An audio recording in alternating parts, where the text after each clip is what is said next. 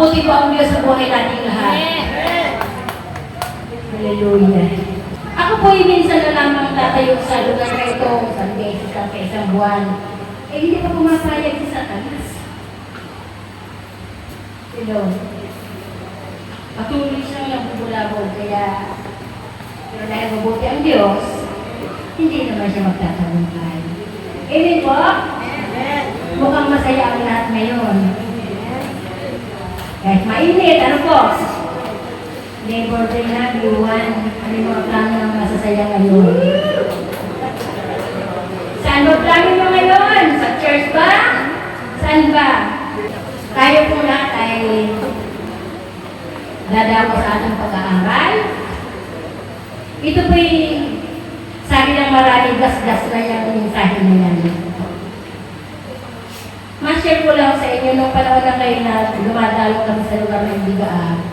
Pero kami nung Bible study na ang katulad na, ang tagal-tagal ng aral na yun. Paulit-ulit na lang yan. Paulit-ulit na lang yung aral. Pero yung pinaaral, paulit-ulit na aral, wala nang pagbabago sa kanyang pagkikinig. Hanggat hindi ka lumala niya dyan sa iyong ugali, kaya paulit-ulit yung aral kasi yan ang tinutukoy sa iyong aral, yung pagbabago.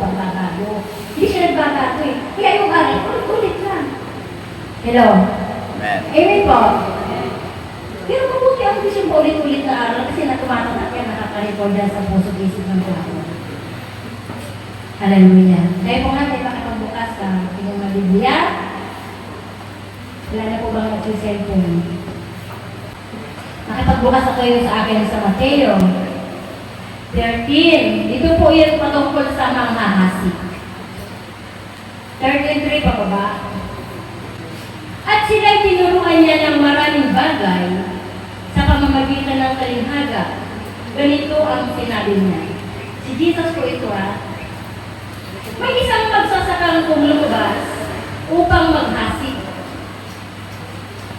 Sa kanyang paghahasik, may mga binhing nalaglag sa tabi ng daan. Unawain po mabuti. Dumating ang mga ibon at tinuwa ang mga iyon. May mga binhing namang nalaglag sa mabatong lupa. Dahil manipis lang ang lupa noon, sumibol agad ang binhi. Ngunit natuyo agad ang mga ito nang mabilad sa matinding init ng araw. Palibhasay, mababaw ang ugat. May mga binhi naman nalaglag sa may matinik na halamanan.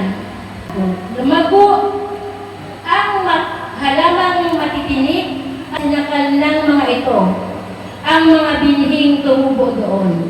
Ngunit ang mga binhing nasa nahasik sa matabang lupa ay namunga ng tig-100, may tig-60 at may tig-30. Makinig ang may pandinig.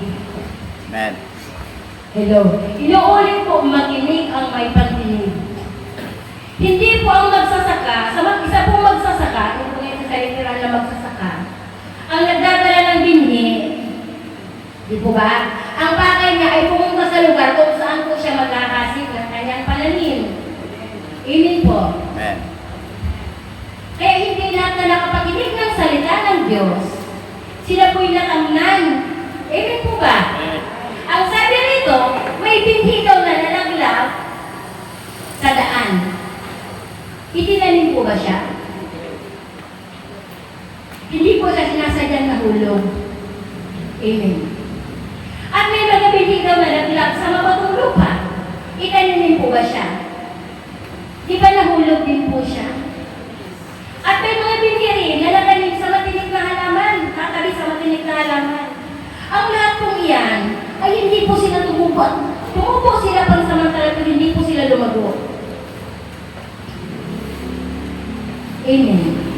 Amen. At mayroon daw binhing na inihasik sa matabang lupa. So sa makatuwid, yung mga unang binhing na hulog, hindi sila kung sila mapunta. Kasi hindi doon ang pakay ng magsasaka ng mga asik. Ayun po, nakunawain po ba? Amen.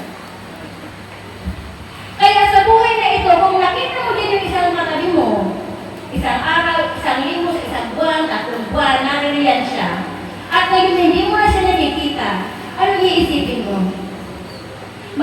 siya yung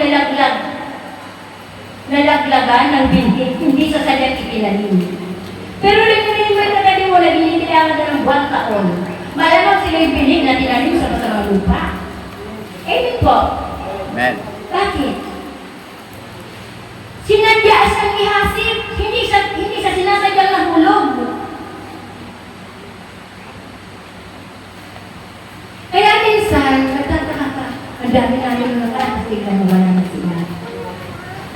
Dito sa Manghahasi, sinasabi dito ng salita ng Panginoon na kung bakit ang salita ng Diyos ay idinadaan sa talinhaga. Kasi ang pinagkalooban ng Lord na makakaunawa ng mga talinhaga, yung mga itinuturing niyang alagad. Ano ko nasabi? Sabi sa Mateo 13:10, sinasabi ng Panginoon, basahin po natin. Lumapit ang mga alagad at tinanong si Jesus. Sino po yung lumapit? Alagad. Yung mga alagad. Bakit po kayo gumagamit ng talinhaga sa kanila? Sumagot siya. Ipinagalaw sa inyo ang karapatang maunawaan ng liwaga tungkol sa karangyaan ng langit, ngunit hindi ito ipinagaloob sa kanila. Sa makatuwid, yung mga nahulog sa lupa na hindi intensyon na talagang doon siya italim, huwag mo lang natin kapatid. Kasi hindi sila nakakaunawa ng mensahe ng Diyos kung bakit sila hindi tumubo ng maayos at hindi sila lumago. Kasi ang pinagkalooban lang pala na makaunawa ng mensahe ng Diyos lamang itinuturing yung mga alagad at mga magiging alagad pa. Parang po natin sila. Maunawaan niyo po ba malinaw? Di po ba? Bakit nga dadaanin sa talinhaga? Pwede man rektang ituro. Bakit kailangan pa kami talinhaga? Ano ba yun? Salitang palaisipan? Tama po ba? Bakit kailangan palaisipan ba yung pagtuturo? Kailangan pagulaan kung ano yung kahulugan. So, ibig sabihin, doon sa mga itinuturing na alagad, kahit anong salita ang gamitin mo dyan, kahit pinagkalooban na sila ng Espiritu ng Diyos ng pagkaunawa, hindi na sa kanila mahirap unawain yung mensahe ng Diyos. Kaya yung nagaling daw nahulog daw sa magatulo sa sabi niya rito, yung nahulog sa daan, di ba, dumating ang mga ibon, at tinuka ang mga ibon. Oh. Tinuka, ano ba yung mga ibon? Pwedeng mga alalahanin, pwedeng yung mga kalayawan, na hindi na pagtumusan yung salita. Di ba, minsan sinishare mo yung salita ng Diyos ba? Karanasan nyo. Subukan nyo kumayo at mag-share kayo. Minsan yung mga tao sinishare nyo. Mararamdaman mo ba din sinishare mo na hindi sila interesado sa mensahe ng Diyos? Pwede sila yung mga ibon. Amen po ba? Tinutukaan lang na nila kung ano-ano gumagana sa kanilang isip, wala sila kanilang panahon pag-ipinig. At yung natin Diyos ng batong lupa, di ba? Manipis yung lupa, tumubo agad. At pagdating na matinding init, ano na tuyo? Kasi wala, manipis yung lupa.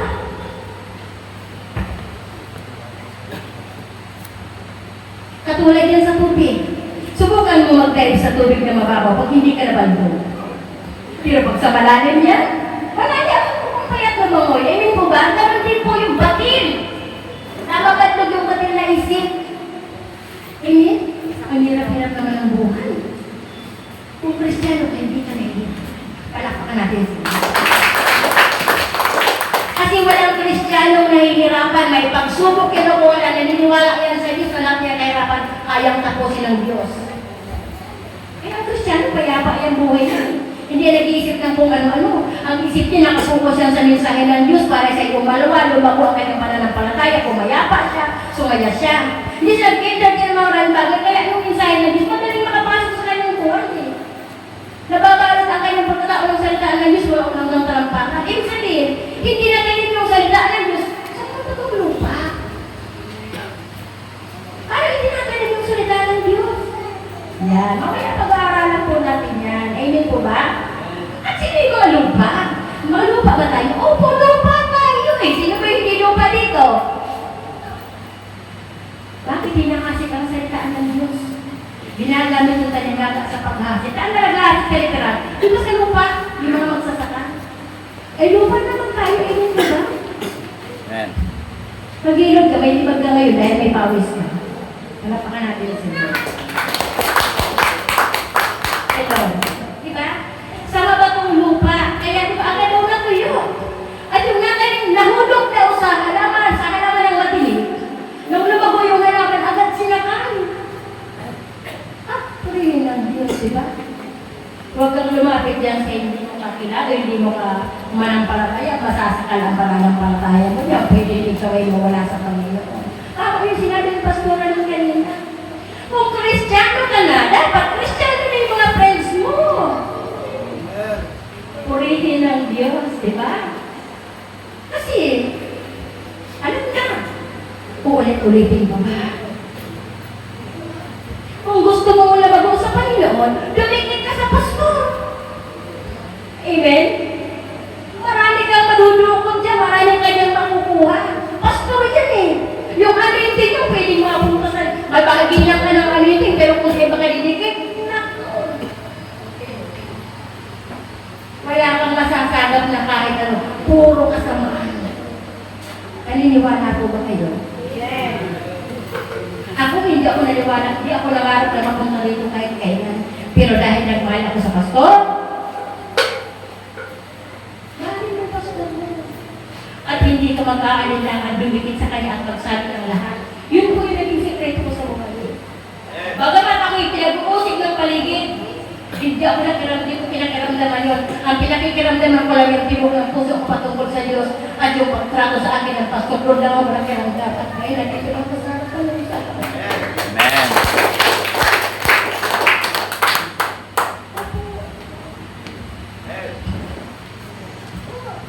Amen. Ang Diyos ay manghahasik. Si Lord ay naghahasik lang. Ang pastor ay naghahasik din ng mensahe ng Diyos. At ang sabi po niya rito, yung natanim sa may matinik na damuhan, halamanan, sinakal yung mga binhing nahulog. Sa daan, sa mabato, sa matinik, sila hindi itinanim, sila inalaglag. Pero sila tumubo. Tumubo sila eh.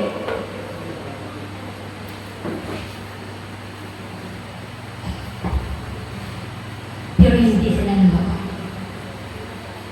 Kasi hindi sa kanila intention matanim yung mga binhi. At may pakay ang Diyos kung kanino yung talaga mapupunta. Doon yung sa nakaplanong maging lingkod ng Diyos, sa mga nakaplanong susunod sa Diyos. Amen. Alam ng Diyos kung sino yung kapat-kapat niyang karunan. Yung sabi niya, kung sa pagbubukit, di ba? Subukan mong itanim sa batik ng lupa, di ba? Mong tumagos yung... Pero di ba, inaararo yan? Inaararo hanggang sa ang lupa ay lumambot, lumalim. Pag inasin mo yan yung pananim, makita mo ang labo. Ganun po. Sa ating pag-aaral ng salita ng Diyos, bakit mayroong mga hasik? Di po ba? Kung ikaw ay nagtanim, kailangan mo siyang dalawin. Di ba? Kung ikaw ay magpapalay, tingnan mo ha, ang mga magsasaka, malapit na papagawain ng irrigation. Hello? Amen. Kasi kung wala kang irrigation, yung pananim mo tigang. Eh kung nasa tabi ka ng irrigation, di ba nasusuklayan ka ng tubig? Kung nasa tabi ka ng lingkod ng Diyos, nababahagi ka ng mga salita ng Diyos. Palakpakan natin ito. Ituloy mo yung mga lingkod ng Diyos ay irrigation ng buhay mo, irrigation ng lugar mo. Buhay niyo po ba ako? Irrigation, bumubog ka ng tubig ng buhay sa irrigation, di ba? Sa irrigation tubig, dinadaloy sa mga palalim. Di ba ang maramang verde? Sa buhay mo, pag ikaw ay nakadikit sa pastor, yung alinting ng pastor, yung mga aral ng pastor, sagap na sagap mo. Nagdoblong yung buhay mo sa Lord. Tama po ba? So ang binhing nalaglag sa matabang lupa, namumunga daw siya ng sagana, isang daan, teka-anin na po, at nagkakaroon po.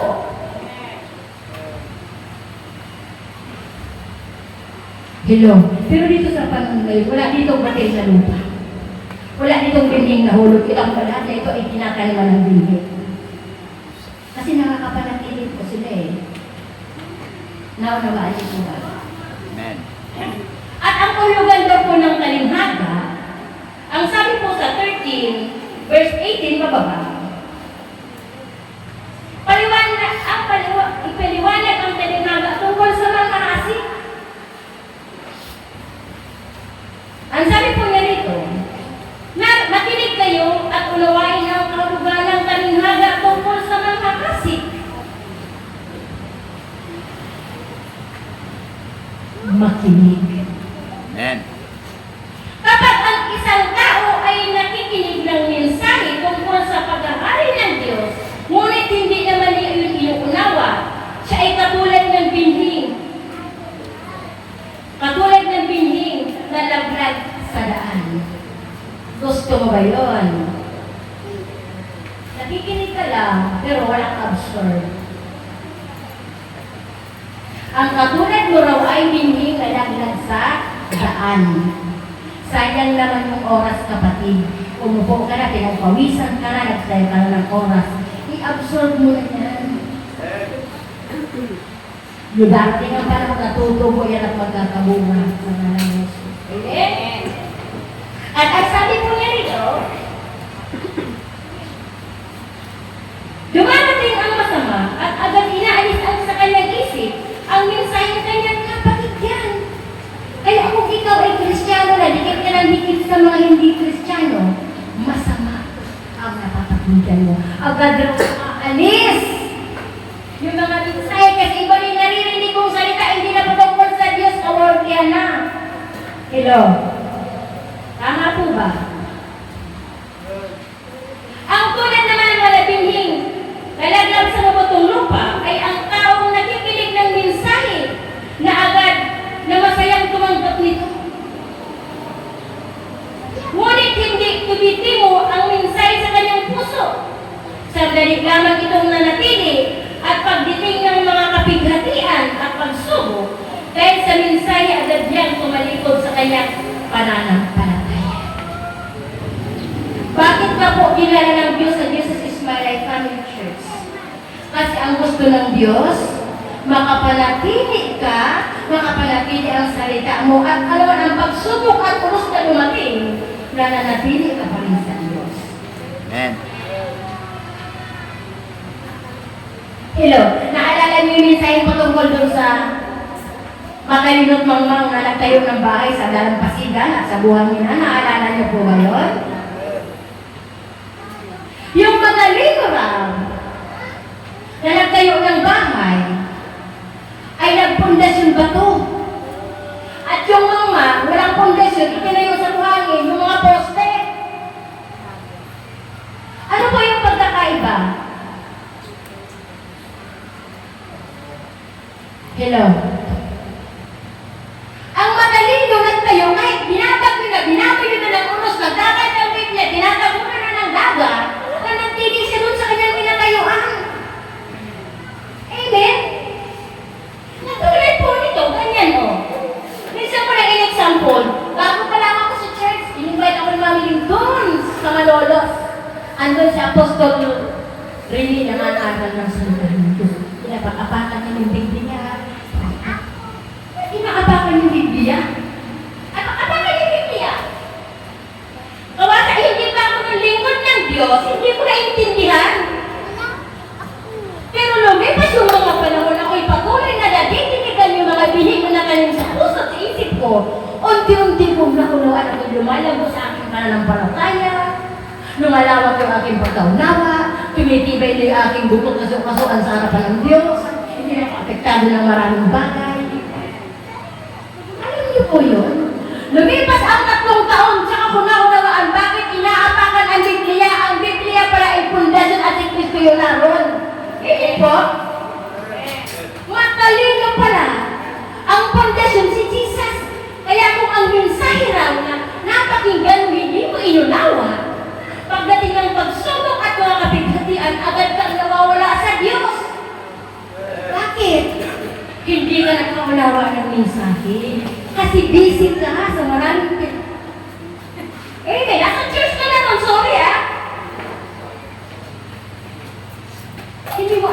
pakaubusuhan ba o pakay mo ang ano. Yun po, yun ang unawaan niyo po ba? Amen. Ganun po sila. Hindi ko po kayo iniinis o inasabi. Sinasabi ko po ito dahil po yung pinapasabi ng Diyos. Amen? Yun po yung mga talinghada. At ang sabi po niya rin po sa susunod, ang mga binhi namang nahulog sa matinig na halaman ay ang mga taong nakikinig ng mensahe. Nakikinig po sila. Ngunit dahil sa pagkabalisa sa maraming bagay at pagkaumaling sa kayamanan na wala ng puwang sa kanilang puso ang mensahe at hindi ito nagkaroon ng bunga. Kung bakit tayo dinadala ng Diyos sa pananampalataya, kasi plano ng Diyos na makalaya tayo sa mga kabalisahan. Amen? Amen. Tingnan mo yung mga Kristiyanong nagmamahal ng totoo sa Diyos. Ang problema niyan parang nagpas-ulo na. Pero nakita mo ba siyang naglulungkot? Nakikita mo ba siyang nababalisa? Nakikita mo ba siya na may problema? Di ba hindi? Bakit? Protektado siya ng Diyos sa kanyang pakiramdam, sa kanyang kaisipan. Hindi siya apektado ng mga anumang bagay na wala patungkol sa Diyos. Nakulungan mo ba? Parang hindi naman totoo, Sister Maria. Paano ko sasabihin kung hindi ko yung nararanasan ko araw-araw sa buhay ko? Pero magkano yung ipinagmamalaki ko ang Diyos na nakilala ko siya. Amen.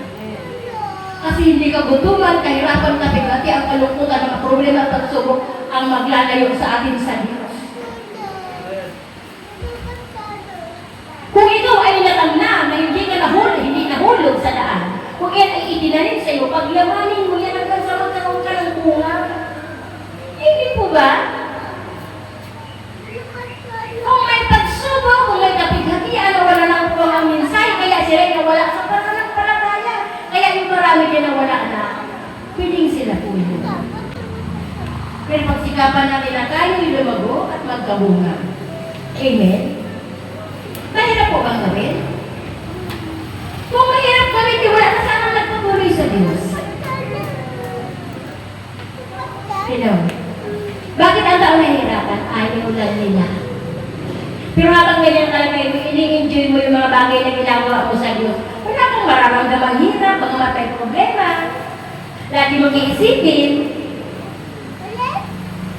Yung mga mensaheng narinig po, kailangan yung lumago at tumuko at magkabunga.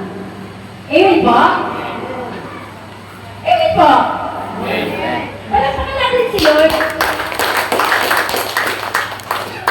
Kahit kailan hindi nagpapabaya ang Diyos. Kung tayo may nagkakaganto, tayo yung nagpabaya sa atin magsunod sa Diyos. Hindi tayo binabayaan ng Diyos. Tayo yung nagpabaya sa pagsunod sa Diyos. Hello? Minsan malungkot ka.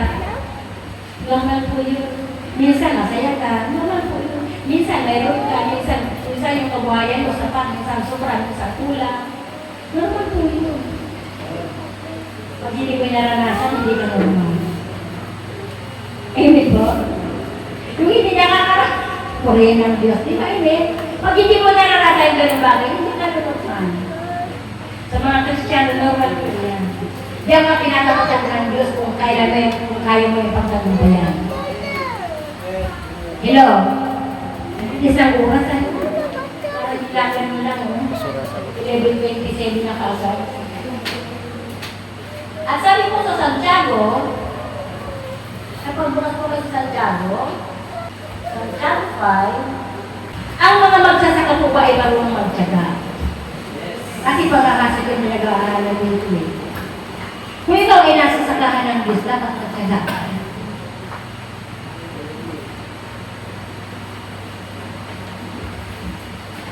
Kaya nga mga kapatid, magtyaga kayo hanggang sa pagdating ng Panginoon. Tingnan ninyo ang magsasaka. Buong tiyaga niyang hinihintay ang mahalagang ani ng kanyang bukirin at inaabangan ang pagdating ng tag-ulan. Nag-aabang ba kayo? Sabi niya, dapat din kayo magtiyaga. Tibayan ninyo ang inyong loob sapagkat nalalapit na ang pagdating ng Panginoon. Nakapaloob yung pagtsatsaga. Kung ikaw ay magsasaka, nagtsatsaga ka na maghintay kung kailan darating yung iyong ani. Kung ikaw ay nasasakaan na Diyos, nagtsatsaga ka kung saan ka-assign ng pastor. Hello. Mainit, maulan, mabaha. Yung nasasakaan ng Diyos. Minsan ayaw na nilang sumunod, kaya bahala na kayo dyan. Mahindang panahon, baka mahindang panahon. Wala silang concern sa gawain. Yun po yung katotohanan ng buhay. Ayaw na naiinitan. Minsan na nawawala pa nga yung iba dahil nawawala ng hangin. Sa Diyos ang kapulihan. Ay nagbabackslide dahil nawawala ng electric pan. Sa buhay natin, ipinanganak tayo walang dalang hangin. Salamat na lang sa Diyos kung makarahat tayo ng hangin. Huwag tayo mapaghanap kung gusto natin ng hangin. Huwag tayo sa tayo sa pagbibigay para mag-provide lahat ng kailangan. Pag mag-provide tayo ng church na naka-aircon. E paano kung si brother kahit ikaw kaya may pera tayo bunukutin? Paano? Kapag wala naman ng hangin, ayaw mo na mag-church. Sa tingin mo, natutuwa ang Diyos sa buhay natin. Hindi po. Gusto mo ikaw lang may hangin, tapos yung kapit-bahay mo, taga-kapit-bahay. Gusto mo magkaroon ng hindi ka naibigay ng tama, di ko nakapagbigay. Diba? Kung tuto siya, meron tayo yung pantya ng malaki. Kahit nasa gitna lang, nakakagay natin, pero wala din po ba? Pero nagtsatsaga. Ang pagtsatsaga, yan, bahagi ng paghihirap sa atin ng Diyos. Amen. Naghihintay siya kung kailan yung pagdating ng tag-ulan. Tayo, kahit dahil bakit tayo nito, naghihintay tayo sa pagdating ni Jesus. Tama po ba? Ano hinihintay natin na tayo nandito? Bakit pa nandito nararamit kayo? Church silence? Ano hinihintay natin? May darating bang ano? Di ba hinihintay natin yung pagdating ng Diyos sa buhay natin? Isang araw, sinusundo ka na ng kamatayan. Wala na kakalan. Sa pagsunod nila, pwede pala si Jesus, inaabangan ka na. Parapakan natin si Lord. Eh, kung hindi ka nakapagsaga, pag sinundo ka ng kamatayan, sila kaabang sa'yo. Diba sa paradalin? Mas mainit doon, wala electric pan doon. Dito pwede tayo magawa ng aircon kung magbigay lahat. Magtapakat, magkakaroon ng aircon mo. Pero dahil ayaw magbigay, natin. Okay? Purihin ang Diyos. Amen po ba? Amen. Ano po kabuti ang Diyos? Pagtsatsaga, pagtitiis, paghihintay. Ano hinihintay mo? Hinihintay mo matangnan ka ng malalim, mabiligan ka ng malalim, hanggang sa magkabunga ka, kaya ka lang nanatili riyan. Kung hindi ka pa naman nagagamit ng Diyos, magtsaga ka, magtiis ka hanggang sa ito ay magamit ang Diyos para pagkalatin sa ating mga buhay. Hindi po? Bakit hindi mo pa panahon kayo, makapunas na, hindi natin alam. Sa makalawa, sa isang taon, sa susunod na taon, walang nakakaalam. Ang Diyos lang. Kung kailan ka niya gagamitin, kung nakita niyo nagsiseryoso ka, opo. Hindi yan dahil graduate ka ng college. Hindi dahil ikaw ay walang pinag-aralan. Wala pong ganun. Pag nag-aral ka ng Biblia, may pinag-aralan ka. Amen. Hindi ka nag-aral sa Baptist School, nag-aral ka sa Biblia, nag-aral ka pa rin. Amen. At hindi na ng pastor. Kasi iba, minsan na nagtanong sa akin, sister, sa inyo ba ika? Ma-share ko lang ito. Sa inyo ba ika? Pagkain ka, may dumadating na mahusay na mga awit eh. Pinapaawit ba agad? Ko? Kasi sa amin gano'n. Pag mahusay siya kumanta, isang sala ko siya kagad. Eh, paano kang susubi ng makarina? Palabas. At mga makarina yun, di ba? Nagigini-gini yun. Amen? Isasalang mo dyan? Ay, hindi po. Hindi po yung na sa aming pasto. Bago ka dyan makasalang, pag-aaralan na muna yung ugali mo. Kung dapat ka nga dyan. Hindi po yung sa talino, sa husay, sa galing. At hindi ka magaling. Pag ikaw ay nakita na hindi sa maayos ka, papagagalingin ka rin yan dyan sa bagay na yan.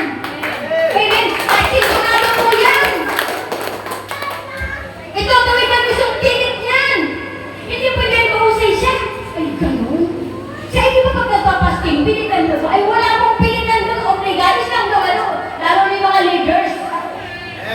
Ginagamit na sila ng Diyos. Ay, ganun po na sila. Ganun po kami pinalaki ng Diyos sa buhay ng aming pastor. Amen? Eh, di nakapamangha, di ba? Ay, pa pula sila sa atin.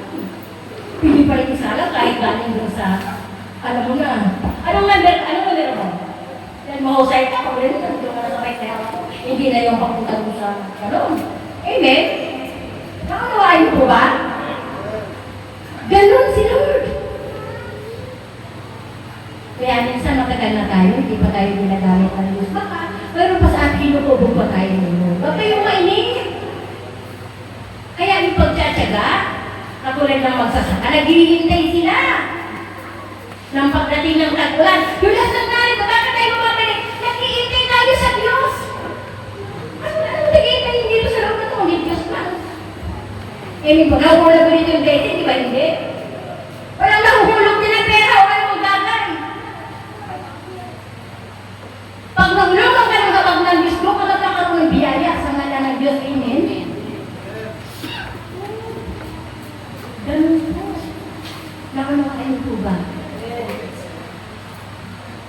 Kaya kung hindi magtsatsaga ang mga manampalataya, ang katulad nila ay mga binhing nahulog sa daan, nahulog sa batuhan, at nahulog sa matinik na lupa na halaman.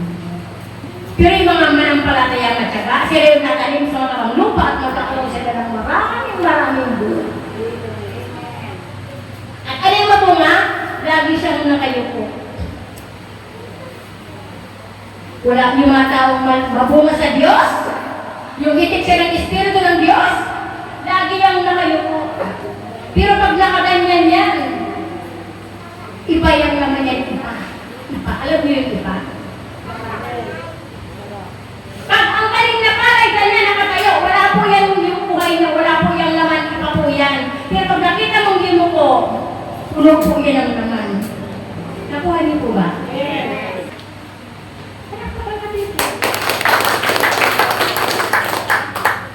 Kaya makikita mo sa Kristiyano, tamang may respektong Kristiyano, pero hindi ibig sabihin istrikto siya. Siya ay ganun. Istrikto lang siya, pero siya ay ganun. Istrikto lang talaga siya. Doon sa mga bagay na tama. Kasi nakita mo mali na, okay ka pa dahil ayaw mo.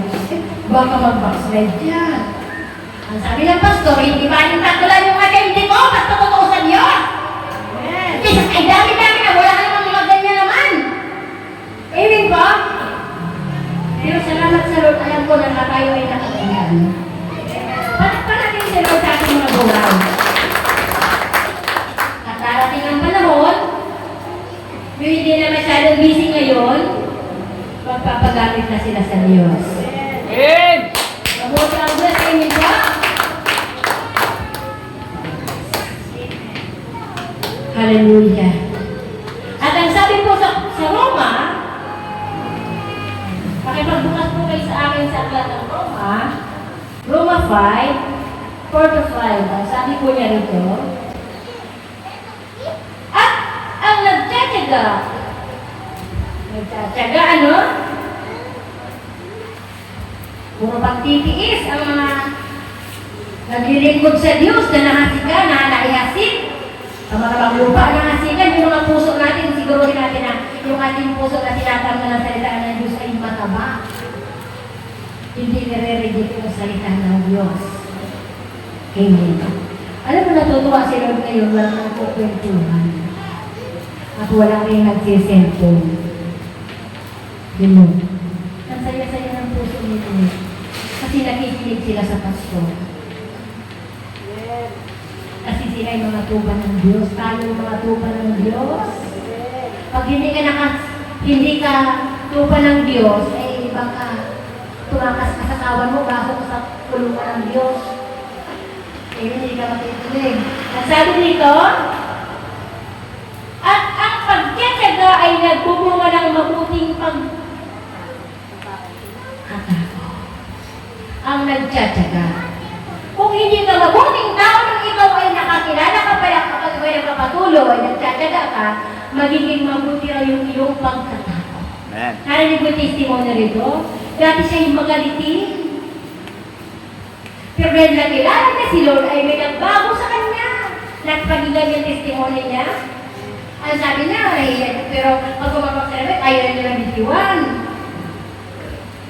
Amen po. Dati daw siya ay magalitin. Pero nung nakilala niya si Lord, kahit ang bunga ng kanyang yung ay sila itong mga magnanakaw, hindi siya nakala mo ng galit. Natutuwa pa rin siya. Ang sabi niya, andyan ba yung puno ko? Bumubunga pa yan.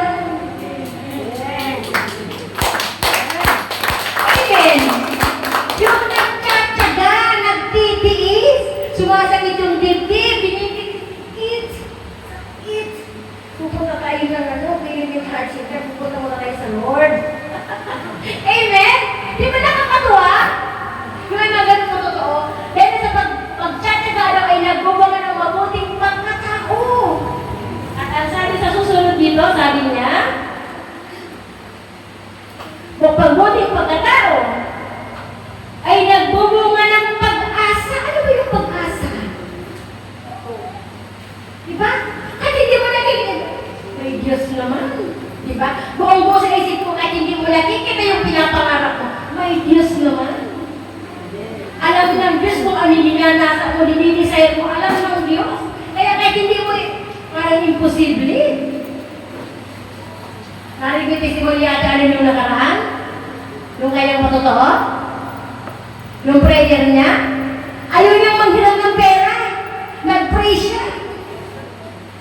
Di ba? In-invite lang siya, binigyan pa siya ng pera nung nag-invite sa kanya. Nakita ba niya yun? Di ba hindi naman? Lahat ng bagay. Nasa Diyos. Ang sabi niya, yung pag-asa, galing po yan sa Diyos, hindi sa ating mga gusto. Ay, may pag-asa ka. Dahil ano?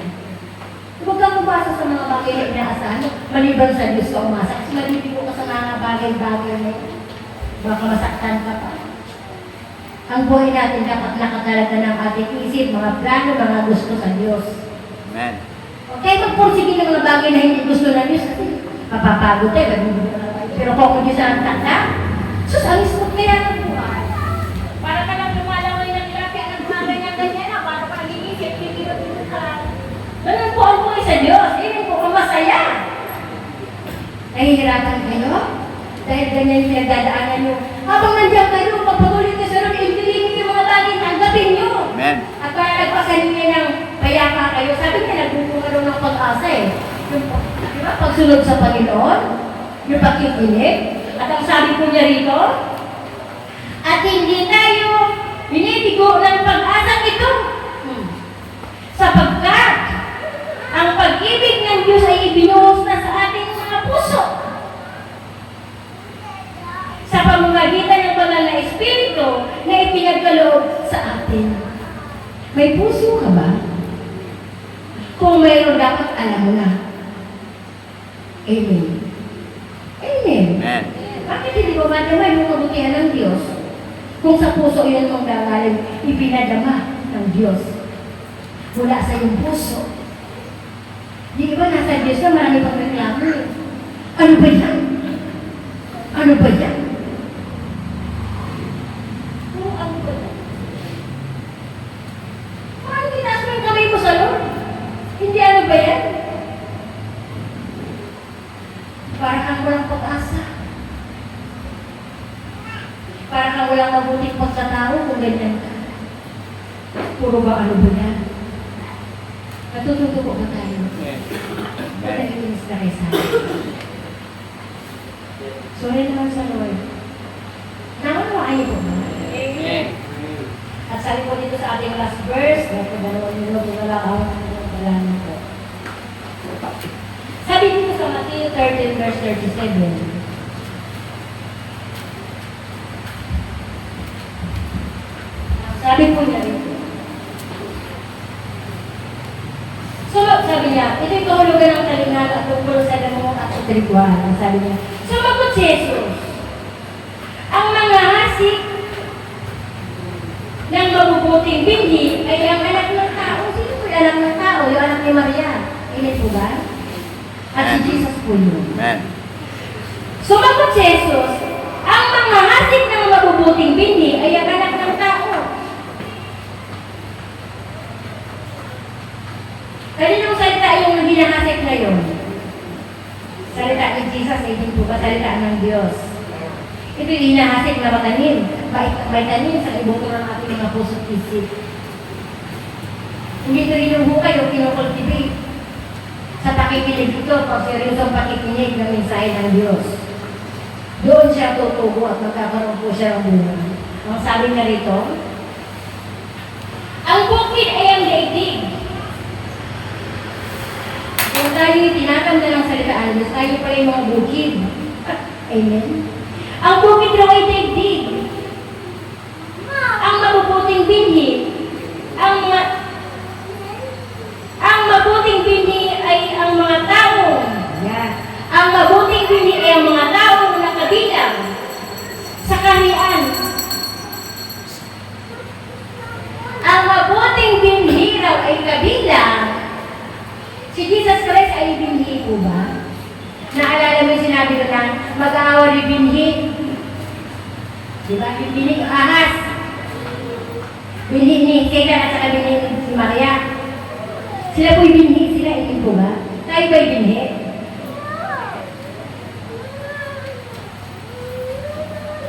Hello?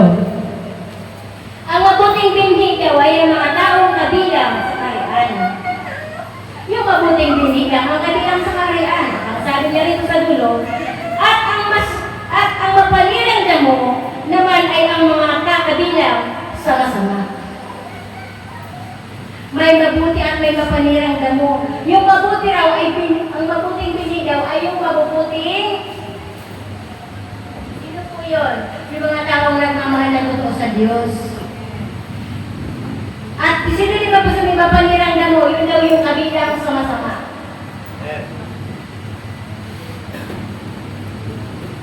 Hello, naunawaan niyo po ba?